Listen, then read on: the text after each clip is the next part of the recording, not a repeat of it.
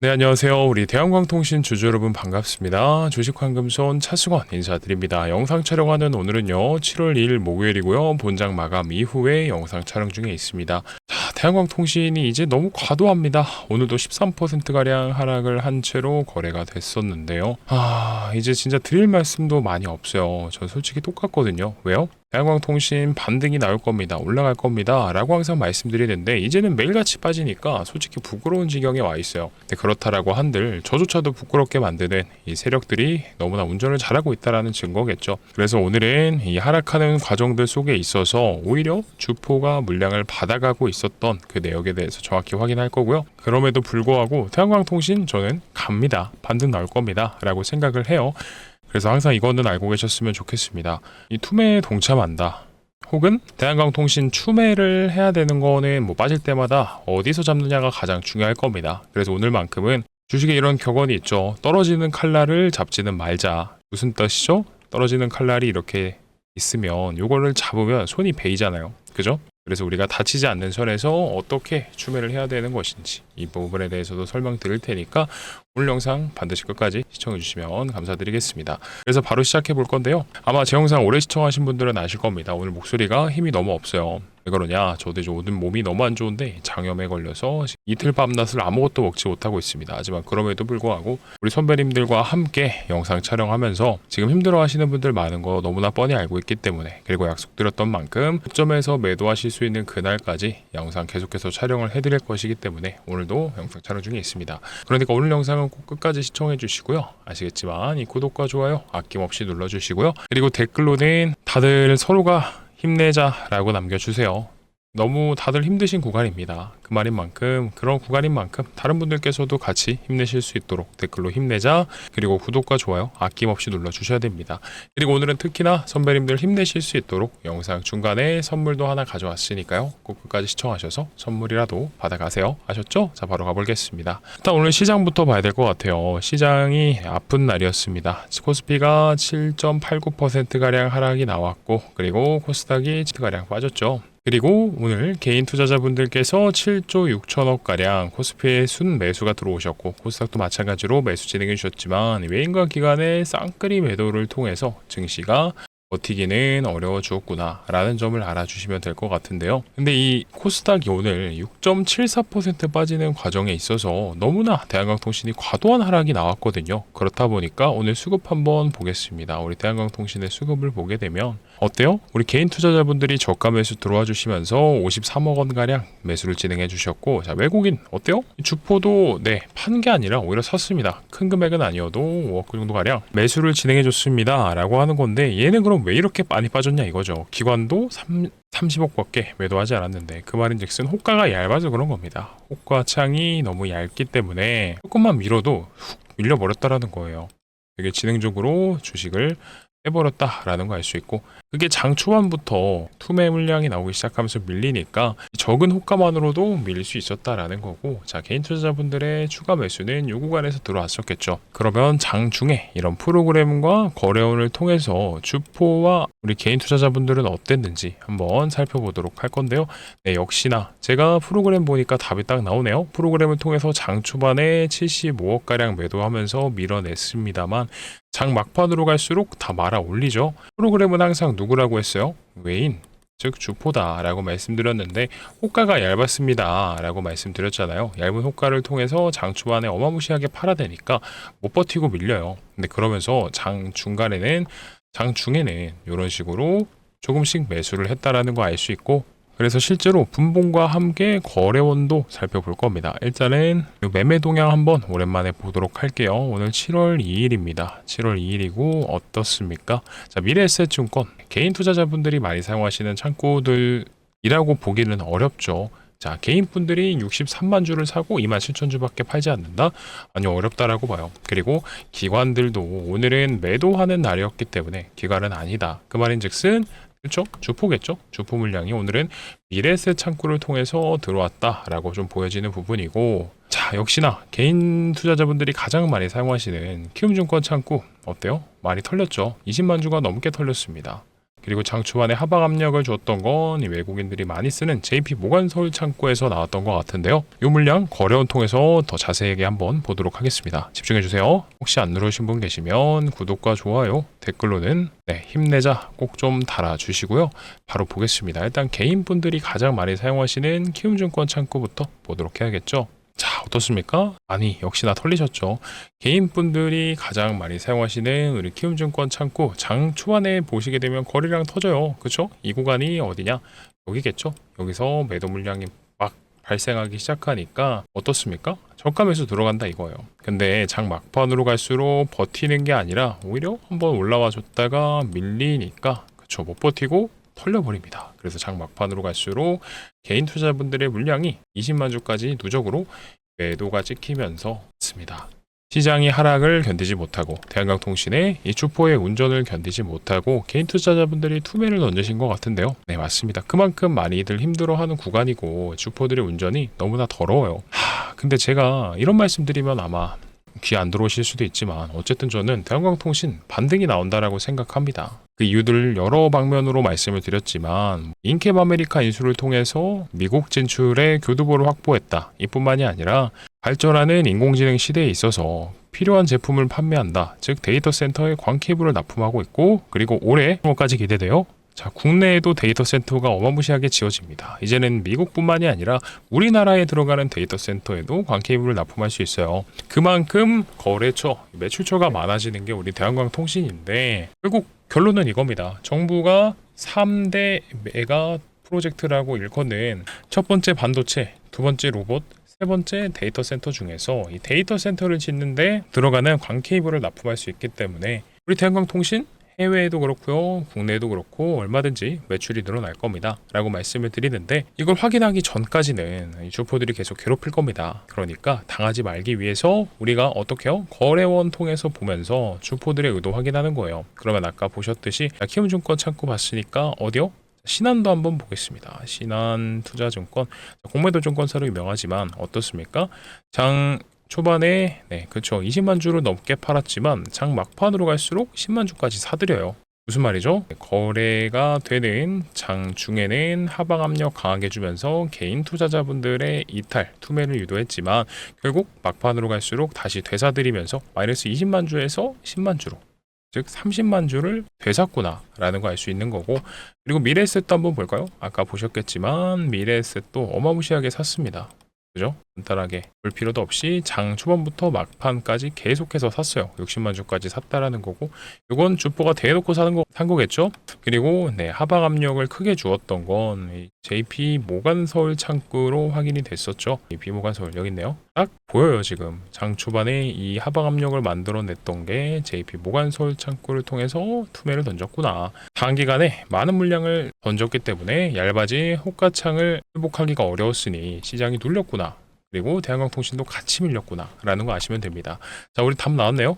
결국에는 오늘 또 빠지는 과정들 속에서 주포가 계속해서 매집을 하고 있다라는 거를 알 수 있었습니다. 결국 우리에게 필요한 건 시간이라는 거예요. 시간. 대한광통신을 다시 올려주는 이 시간이 필요하다라는 건데 이 시간들 속에서도 개인 투자자분들의 투매를 유도하고 그리고 대한광통신 얘가 올라가려면 그쵸 광통신 섹터에 편입되어 있는 광통신 종목들이 포닝, 호이어런트, 마벨테크놀로지, 루멘토홀딩스 얘네 주가 흐름이 좋아야 되는데 솔직히 말씀드려서 좋지는 못합니다. 그렇다 보니까 지금 시기상 올라가지 못하고 있을 뿐이지 그렇다라고 해서 꾸준히 못 가느냐? 아닙니다. 결국 섹터의 순환매 관점으로도 충분히 대한광통신 올라가 줄 수 있는 만큼 우리가 지금 해야 되는 거는 투매에 동참하는 게 아니라 떨어지는 칼날을 함부로 잡는 게 아니라 추가 매수 타점을 잡아도 어디서 잡느냐? 추가 매수를 한 다음에 비중이 늘어났기 때문에 더 이상 물려있지 않으려면 매도 타점을 어디서 잡느냐 이게 정확히 중요하겠죠.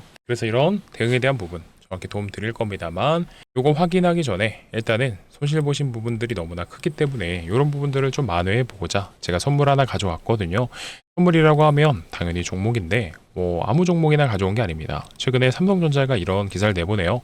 집중해 주세요. 이번에 로봇 사업을 재편하면서 신규 M&A를 진행한다라고 하죠. 맞습니다. 삼성전자가 신규로 인수합병을 진행한다라는 거예요. 특정한 기업을 그래서 삼성전자가 인수합병을 진행한다라고 했을 때 인수가 될 수 있는 가능성이 가장 높은 기업을 설명드릴 거고, 레인보우 로보틱스 보셔서 아시겠지만 인수가 된다라고 하면 기본적으로 10배는 무조건 갑니다. 그러니까 꼭 끝까지 시청하셔서 공유 받으셔야 돼요. 아셨죠? 자, 그래서 바로 보겠습니다. 황금소리가 좋은 삼성전자가 인수합병 팀까지 만들면서 인수합병 하려는 그 대상 기업을 가져왔고요. 미리부터 말씀드립니다만, 자, 인수가 될 거고, 이번에 기사에 나왔던 그 해당 기업이 바로 얘니까요. 꼭 끝까지 시청하세요. 아셨죠? 자, 일단 앞전에 삼성전자가 이번에 이 해당 기업을 인수하려는 그 이유를 알려면 레인보우 로보틱스 사례부터 보면 되거든요.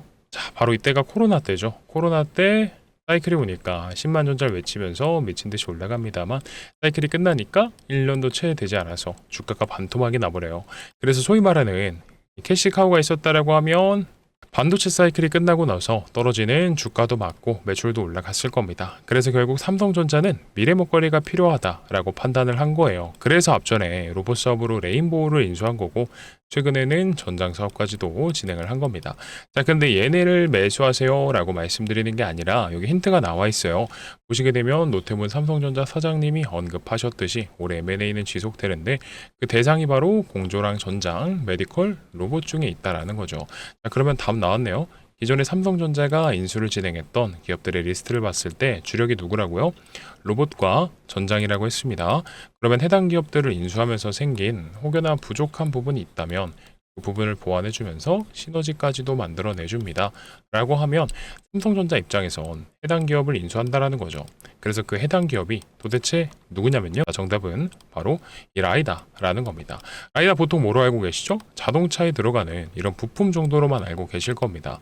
근데 지금은요, 더 중요해졌어요. 왜요? 로봇에도 들어가는 핵심 부품이자 이 자율주행에 있어서 사람의 눈의 역할을 해주거든요. 자, 그만큼 중요한 부품이자 핵심 부품이구나 라는 거 알 수 있는데, 공교롭게도 삼성전자가 인수를 진행한 이 레인보우랑 전장은 어때요? 자, 완제품을 만드는 기업들이다 보니까 라이다를 직접 생산하지 않습니다. 공장에서 납품받아서 최종적으로 조립을 진행하는데요.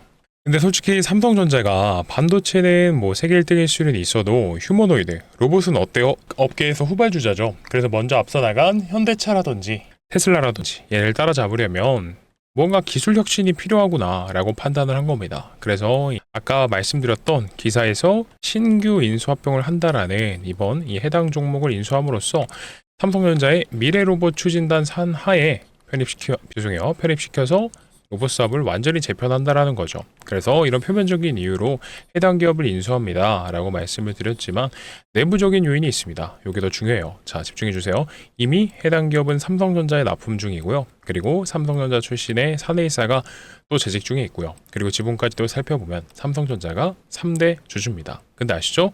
이 레인보우 로보틱스도 원래는 지분 투자로 시작했지만 결국엔 대주주가 됐다라는 걸요. 자, 그러면 이 삼성전자의 부족한 부분을 납품하면서 메꿔주기 때문에 이런 해당 기업이 충분히 인수합병이 될 수밖에 없다라는 거고, 그러니까 돈 냄새를 맡은 이 외인과 기관의 수급이 이번 인수합병 종목으로 어마무시하게 들어오는 겁니다. 아시겠지만 이들이 바보가 아니에요. 그죠? 돈이 될 거 아니까, 인수가 될 만하니까 미리부터 유리한 위치를 선점하고 있었다라는 겁니다. 이래서 제2의 레인보우 로보틱스처럼 될 겁니다 라고 하는 거죠. 자, 레인보우도요, 주가가 17,000원일 때 그리 대단하지 않았어요. 근데 삼성전자가 인수한다라는 거 하나만으로 어디까지 갔죠? 94만원까지 갔습니다. 무려 7, 80배가 넘게 갔지만 우리 솔직히 이 정도까지는 아니어도요, 보수적으로 10배거 정도는 노려보자라는 겁니다. 왜 그렇죠? 자, 삼성전자를 비롯한 빅테크들이요, 눈독 들이는 이런 미래 산업인데다가 혹여나 이런 부족한 부분까지도 납품하면서 메꿔주고 있는 점을 미루어 보았을 때 가치 투자 관점에서 생각해봐도 충분히 메리트가 있다라는 거죠. 자, 그러면 우리 선배님들이요, 큰돈 들이시지 않아도요, 예를 들어서 뭐 한 300만원 정도로만 들어갔다가 10배거 달성한다, 자, 인수합병 된다, 기사 나온다 라고 하면 얼마예요? 3천만 원입니다. 정말 최소치로만 말씀드린 거고, 그래서 우리 올라갈 거 알았으니까요, 이 외인과 기관처럼 소액이라도 반드시 매수해 보셨으면 좋겠습니다. 아셨죠? 자, 그러면 공유 받으시는 방법 빠르게 또 한번 설명드려 보겠습니다. 화면 상단에 제 개인 번호 올려놨고요. 010-9630-2563번입니다. 이쪽으로 뭐라 보내주시면 되냐면 간단하게, 자, 숫자로 5번입니다. 5번이라고만 남겨주시면 황금손이 준비한 인수합병 종목 바로 공유 드릴 거고요.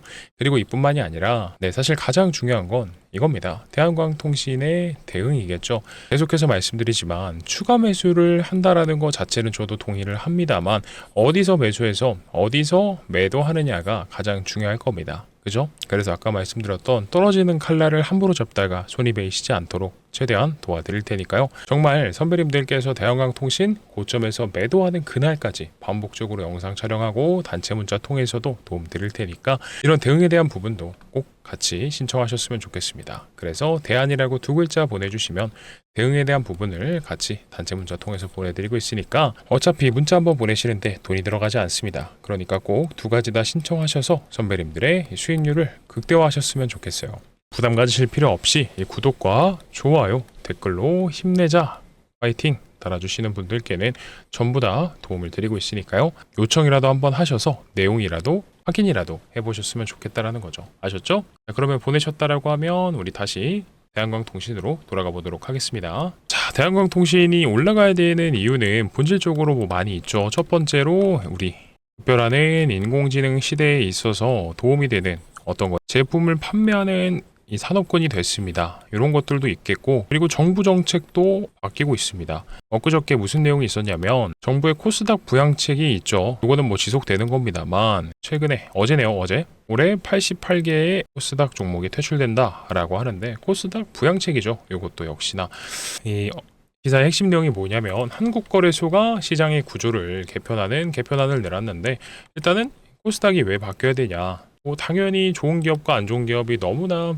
산발적으로 몰려있기 때문에 안 좋은 동전주들 있잖아요. 동전주들 주가가 뭐 액면가 1,000원 아래에 있는 안 좋은 종목들 이런 것들은 솔직히 칼질해야 됩니다. 그래야지 근본적으로 우리 대한광통신도 코스닥에 편입되어 있는 종목으로서 올라갈 수 있는 건데요. 그래서 이 문제를 시장이 그리고 정부가 인정을 한 겁니다. 코스닥이 디스카운트가 되고 있는 원인들을 공식적으로 인정을 했고 이제 시장이 신뢰도를 높일 수 있도록 투자자들이 코스닥이라는 시장에 투자를 할 수 있도록 체질 개선을 하겠다라는 거예요. 정부가 이 코스닥이 지금 못 올라가고 있는 본질적인 이유를 알고 있다라는 겁니다. 근데 정부가 내 마음을 바꿔먹어서 코스닥을 부양한다라고 하면 어떻게 되죠?